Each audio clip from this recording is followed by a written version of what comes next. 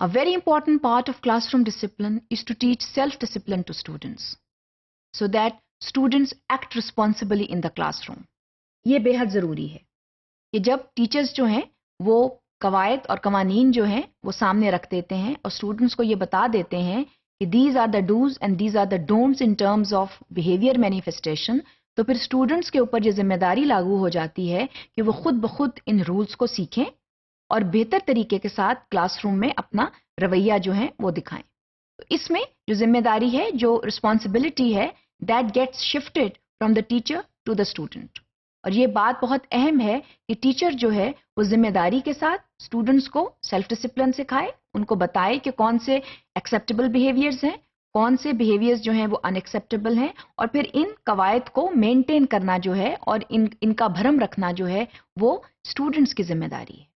तो स्टूडेंट्स जो हैं they should act responsibly enough to maintain and display appropriate behaviors in the classroom. Once self-discipline is established, then discipline issues in the classrooms are reduced. तो self-discipline जो है उसको जो है maintain करना और students को self-discipline सिखाना जो है वो बुनियादी तौर पर उस्ताद की जिम्मेदारी है. लेकिन जब student जो है वो self-discipline में आ जाता है तो जो teacher जो है उसका रोल जो है वो थोड़ा सा minimize हो जाता है, क्योंकि अब शागिर्द जो है, जो तालिब इल्म जो है वो खुद ही जिम्मेदारी उठा रहा है अच्छी तरह बिहेव करने की क्लासरूम में. तो these things are extremely important. इसमें कुछ डूज एंड डोंट्स होते हैं. टीचर जो है वो ये स्टूडेंट को बता देता है कि सेल्फ डिसिप्लिन जो है उसमें डूज क्या हैं और डोंट्स क्या हैं. फॉर एग्जाम्पल, जो तालिब इल्म है उसको ये चाहिए कि वो एक बेहतर और जेंटल तरीके के साथ क्लासरूम में रहे. The student should be kind and helpful towards others. उसकी वजह से दूसरों को नुकसान नहीं पहुंचना चाहिए और उन कोशिश करनी चाहिए कि स्टूडेंट जो हैं वो एक दूसरे की मदद करें. Students should work hard, that should be part of self discipline. They should look after the property of their own property and as well as the property of others. इसके अलावा they should listen to people and they should be honest. So these are some good rules as far as self discipline is required. इसके अलावा what are the don'ts?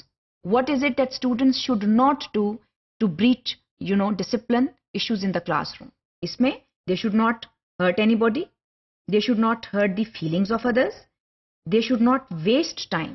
ना वो अपना वक्त जाया करें, ना वो दूसरों का वक्त जाया करें, और ना ही वो अपनी या किसी और की प्रॉपर्टी को डैमेज करें.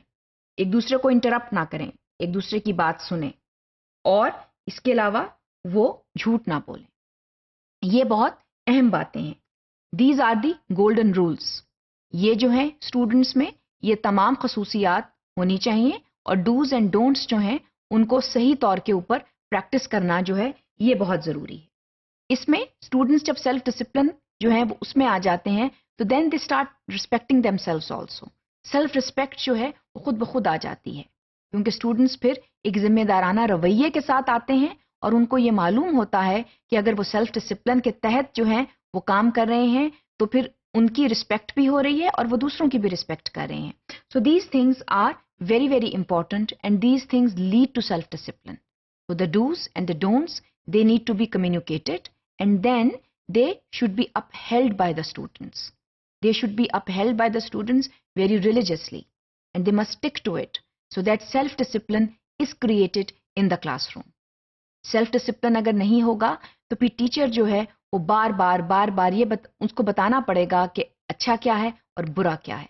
उससे बेहतर है कि स्टूडेंट्स को प्रिपेयर किया जाए ताकि वो सेल्फ डिसिप्लिन में रहकर क्लासरूम में काम करें, so that classroom management problems are controlled and they should not happen at all.